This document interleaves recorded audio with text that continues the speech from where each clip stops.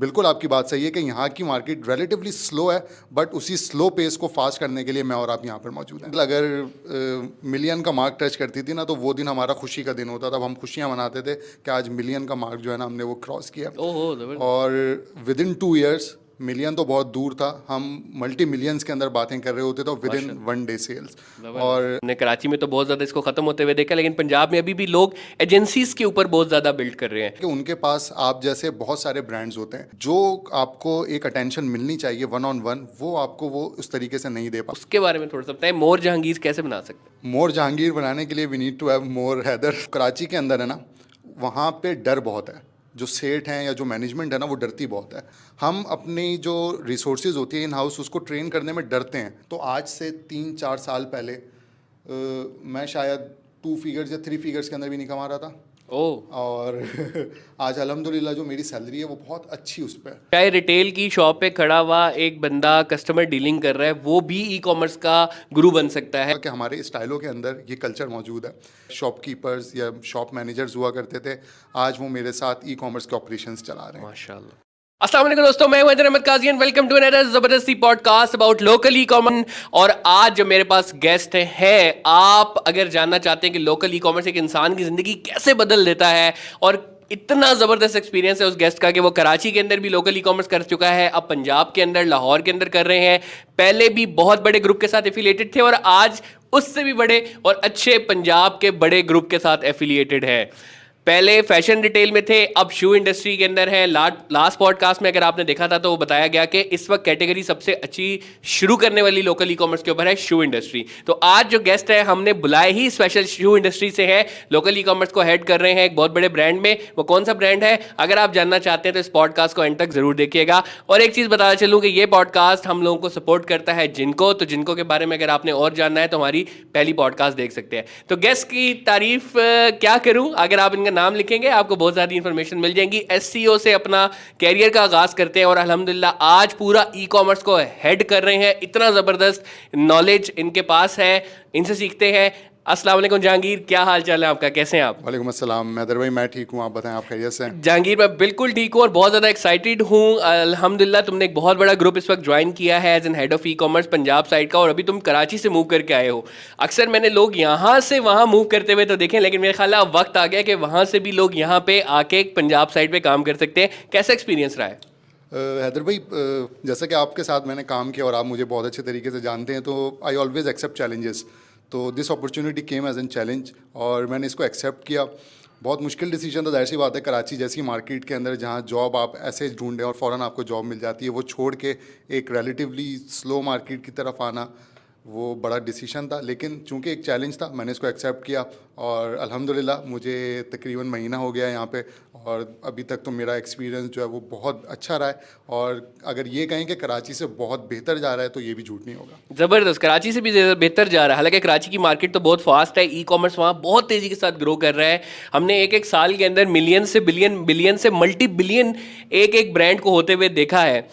No doubt यहाँ पे भी ब्रांड उस स्पेस पे चल तो रहे हैं, लेकिन अगेन स्पीड थोड़ी सी क्या लगता है स्लो है कराची की पंजाब से रिलेटेड, या पंजाब वाले भी बहुत तेज़ भाग रहे हैं?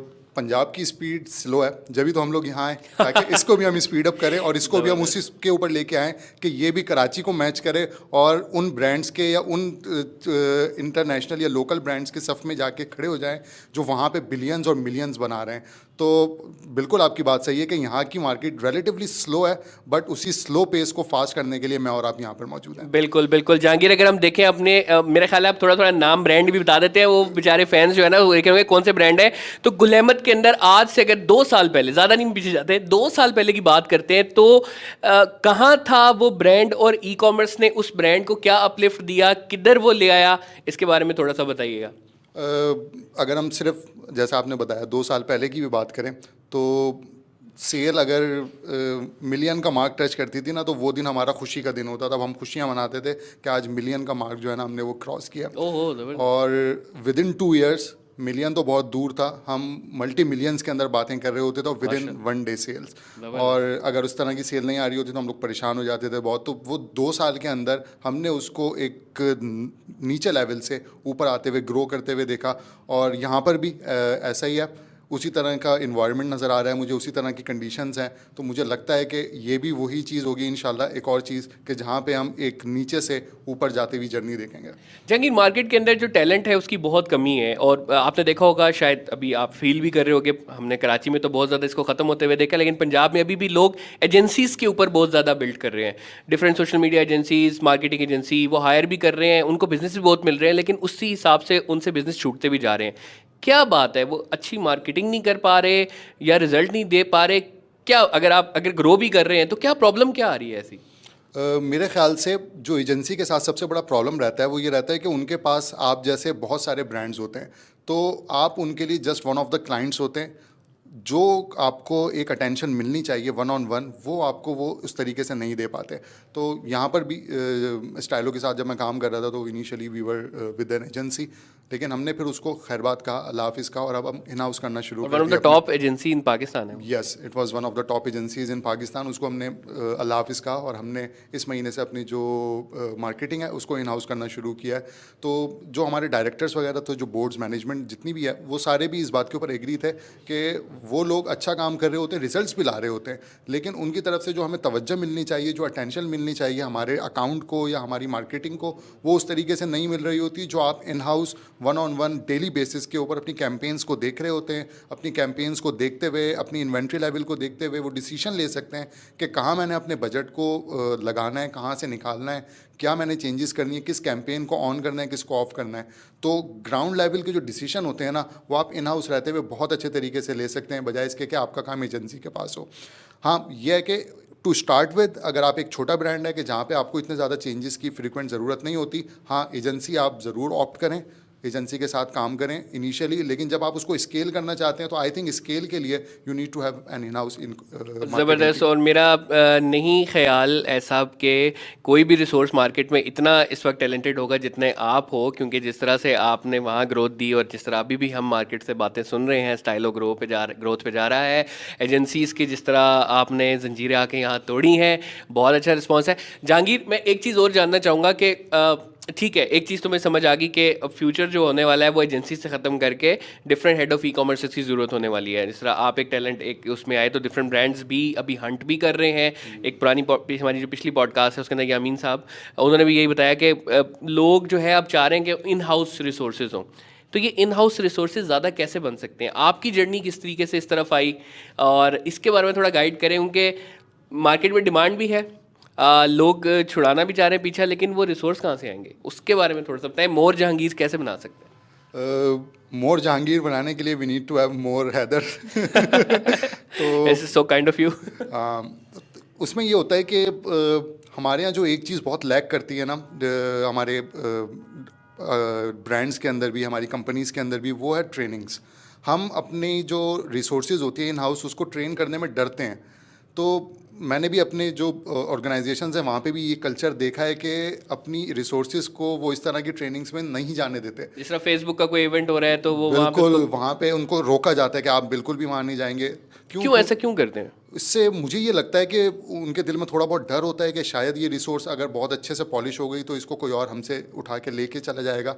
अगर वो लेके भी चला जाता है तो वो रिसोर्स तो पाकिस्तान के लिए काम कर रही है ना, और लोकल ई कॉमर्स इंडस्ट्री के लिए ही काम कर रही है, तो as a whole e commerce industry का ही फ़ायदा है। तो ये चीज़ हमें नहीं करनी चाहिए। अगर ब्रांड्स अपनी इन हाउस चीज़ को डेवलप करना चाहते हैं, इन हाउस टीम को इन्हेंस करना चाहते हैं, तो उनको ट्रेनिंग्स की तरफ लाना चाहिए। अपनी जो रिसोर्सेज हैं उनकी ट्रेनिंग के ऊपर जो पैसा आप एजेंसी को दे रहे थे 3-4 लाख 5 लाख रुपए, वही अगर आप अपनी रिसोर्स की ट्रेनिंग के ऊपर लगा रहे होंगे तो लॉन्ग टर्म के अंदर ना सिर्फ वो आपके साथ लॉयल रहेगा, आपके साथ अटैच रहेगा, बल्कि वो आपको बहुत ज़्यादा अच्छे रिजल्ट्स भी जनरेट करके दे सकता है। तो मज़ीद अच्छी रिसोर्सेज बनाने के लिए आई थिंक हमें यही करना पड़ेगा कि जो ऊपर के लेवल के लोग हैं, जो हेड ऑफ़ ई कॉमर्सेज हैं, वो अपने नीचे इस तरह के रिसोर्सेज रखें जो जूनियर लेवल के हों, उनको ट्रेन करें। ट्रेनिंग के बाद ही हम ऐसी अच्छी रिसोर्सेज बना सकते हैं जो कि आगे जाके हेड ऑफ़ ई कॉमर्स बन सकें। मैं अगर अपनी एग्जांपल दूं तो 3 साल पहले तक मैंने शायद सोचा भी नहीं था कि मैं यहाँ as head of e commerce किसी कंपनी को ज्वाइन कर रहा हूँ। मुझे यही लगता था कि मेरी ज़िंदगी में ऑन पेज और ऑफ पेज ऐसी हुई है। लेकिन मुझे भी आपकी जैसे आपने मुझे ट्रेन किया, आपकी ट्रेनिंग के अंदर मैंने उस चीज़ को लर्न किया, एक अपॉर्चुनिटी मिली, उस अपॉर्चुनिटी से फ़ायदा उठा के आज मैं यहाँ पर मौजूद हूँ। लेकिन नो डाउट जहांगीर, तुम्हारी अपनी मेहनत भी बहुत है, रिसोर्सेज तो वहाँ बहुत सारे थे, लेकिन तुम ही क्यों आगे गए? क्योंकि तुमने भी तो सीखा ना। तो ऐसा भी है कि एक सीखने की भी एक, जिससे कहते हैं कि सुजू होनी चाहिए। मुझे आज भी याद है कराची में जब तुम थे, कभी तुम्हें फोलियो से ऑफर आ रही होती थी, कभी तुम्हें साया से ऑफर आ रही, मतलब कोई ऐसा ब्रांड नहीं है, हर रोज़ जहांगीर को कहीं ना कहीं से ऑफर आई होती। तो नो डाउट एक बंदे का अपना सीखने का भी इसमें वो होना चाहिए क्या? इसके बारे में थोड़ा सा ज़रा बताओ। बिल्कुल, अगर आप सीखना चाहते हैं ना, तो ये दुनिया लोकल ई कॉमर्स की जो है ना, ये बहुत बढ़िया है आपके लिए। इसके अंदर अपॉर्चुनिटीज़ मौजूद हैं। आपके पास अमेज़ॉन है, अगर आप अमेज़ॉन सीखना चाहते हैं वो एक अलग दुनिया है। अमेज़ॉन FBA सीखना चाहते हैं वो एक अलग दुनिया है। फेसबुक मार्केटिंग, गूगल मार्केटिंग सीखना चाहते हैं, ये एक अलग दुनिया है। तो इसके अंदर अपॉर्चुनिटीज़ बहुत सारी हैं।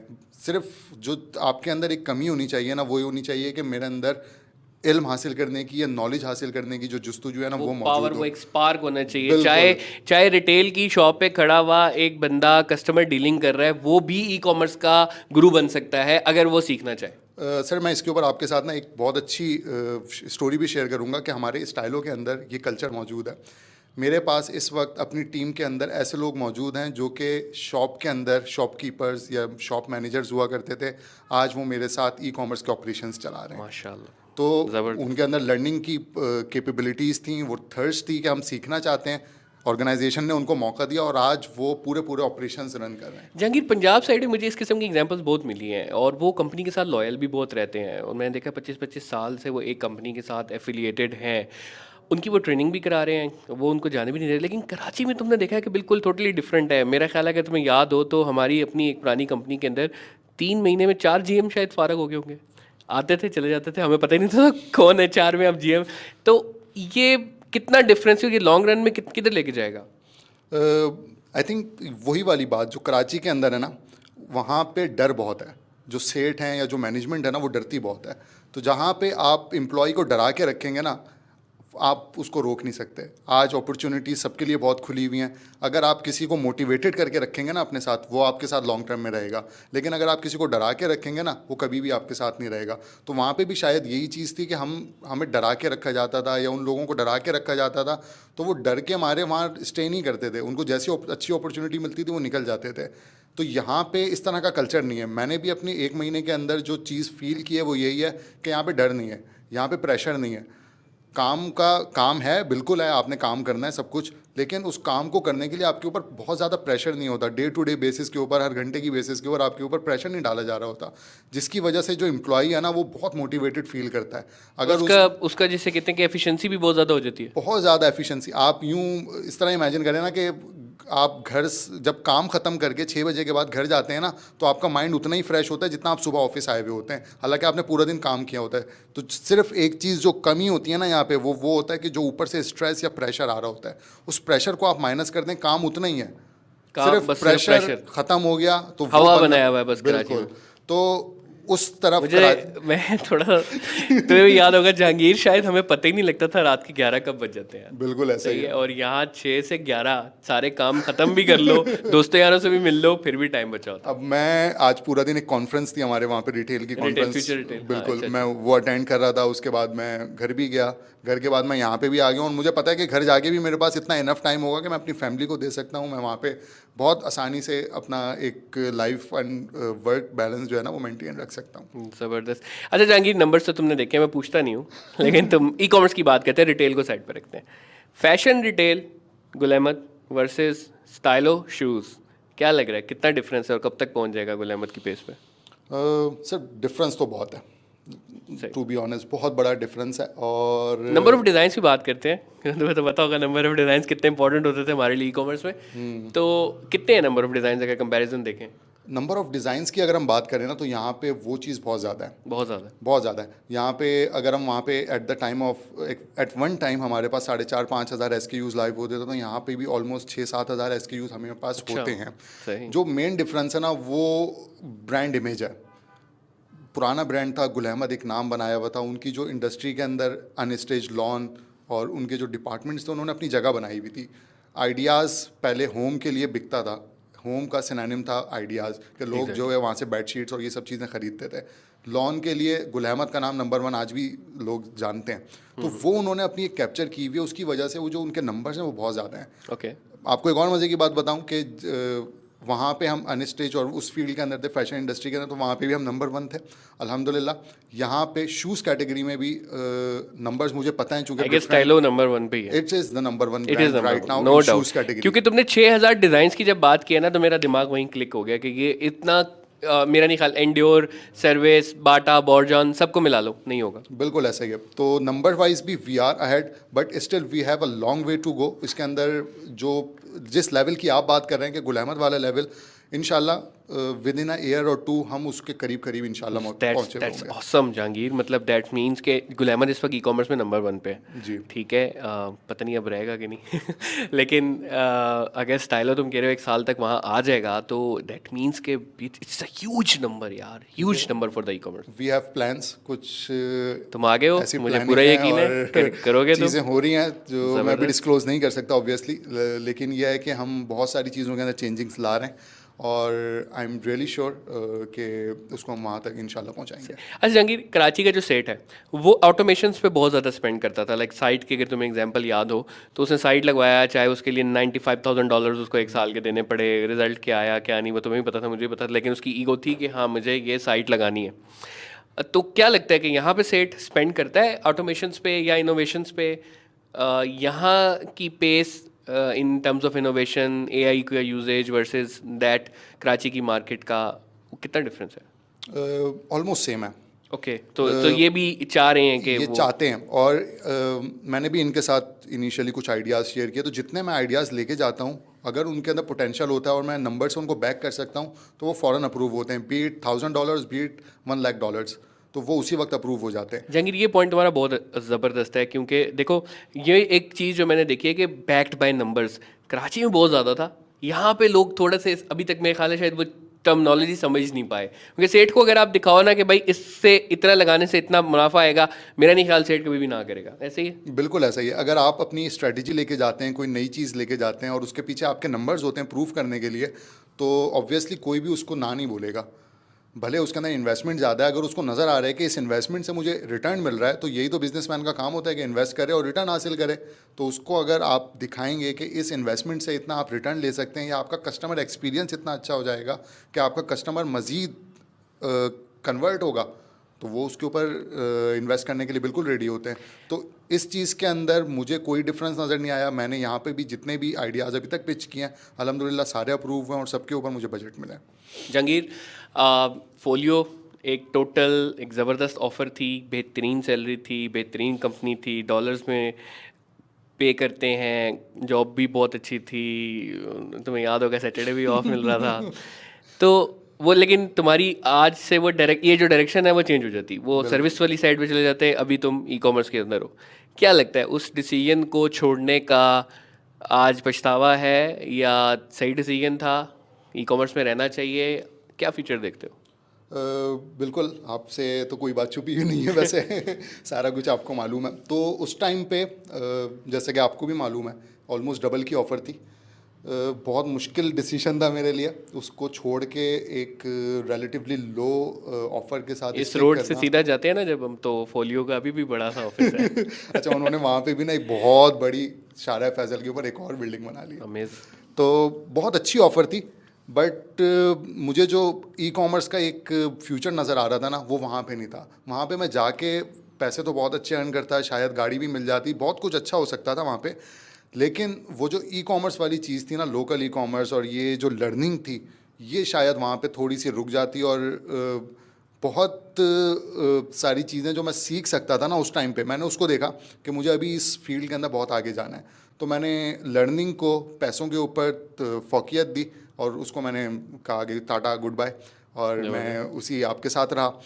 देख लें आज उसका फल मिल रहा है मुझे। जहांगीर, क्या लगता है जितने लोग आज ये देख रहे हैं उनके लिए कैसे एक मोटिवेशन बन सकती है कि वो आज से सीखना कुछ ना कुछ शुरू करें ई कॉमर्स के बारे में?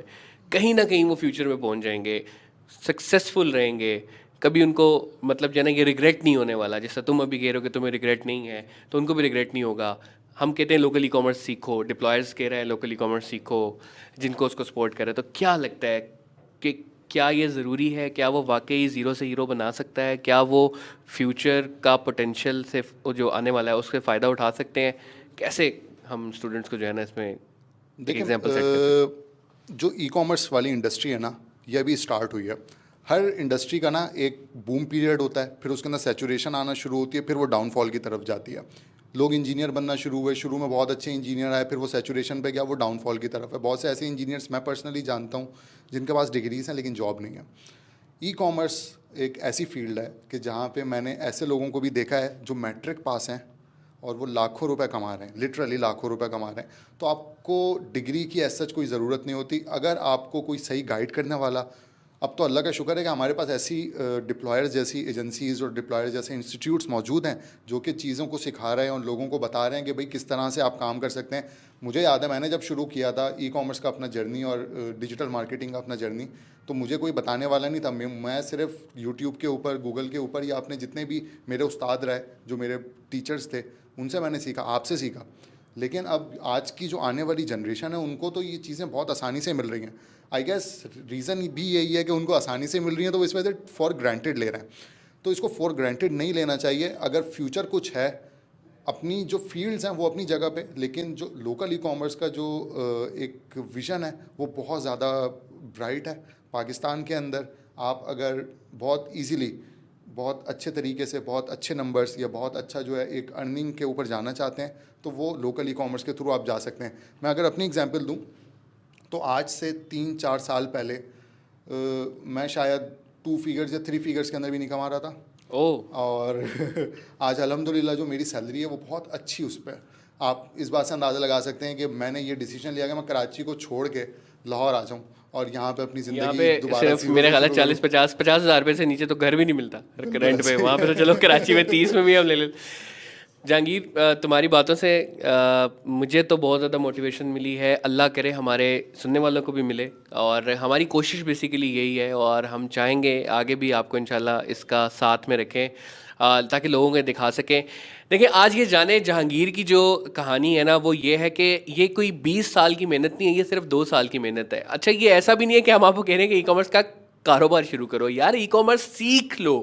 वो सीख आपको आपके अपने एग्जिस्टिंग रोल के अंदर इतनी ग्रोथ देती है कि उसके बाद फिर लिमिट नहीं रहती। कोई फॉर्मल इसके लिए एजुकेशन नहीं चाहिए। आपने फाइनेंस किया हुआ है, आपने MBA किया हुआ है, आपने कुछ भी किया हुआ है, आप उसके अंदर एक्सेल कर सकते हैं। Right knowledge, right guideline, right पटरी को पकड़ लें, आप अपनी मंजिल तक पहुंच जाएंगे और इंशाल्लाह ई कॉमर्स में ग्रोथ करेंगे। इस वक्त बहुत पोटेंशियल है। हमारी पिछली पॉडकास्ट देखें तो लोग कहते हैं अभी हम सिर्फ 5%, ओनली 5% पे खड़े हैं। Jahangir, thank you so much यार आज आने के लिए। इंशाल्लाह आगे भी आपको बुलाते रहेंगे। इस जस्ट एन इंट्रोडक्टरी सेशन समझ लें आप, और इंशाल्लाह आपसे और भी नॉलेज जो है हम लेते रहेंगे। बहुत बहुत शुक्रिया। मुझे भी बहुत ज़्यादा खुशी हुई कि आपने मुझे यहाँ पे इस प्लेटफॉर्म के ऊपर बुलाया और अपनी जो जर्नी है, अपनी जो थोड़ी बहुत नॉलेज है वो शेयर करने का मौका दिया। आगे भी अगर आप जैसे आप हुक्म करेंगे वैसे हाजिर हो जाएंगे। ज़रूर, बहुत बहुत शुक्रिया। आई होप आप लोगों को आज की पॉडकास्ट पसंद आई होगी, और अगर इसके बारे में और फर्दर जानना चाहते हैं, जहांगीर से कोई सवाल करना चाहते हैं, तो आप नीचे कमेंट सेक्शन में कर सकते हैं। इस पॉडकास्ट से इतना ही। अस्सलाम वालेकुम।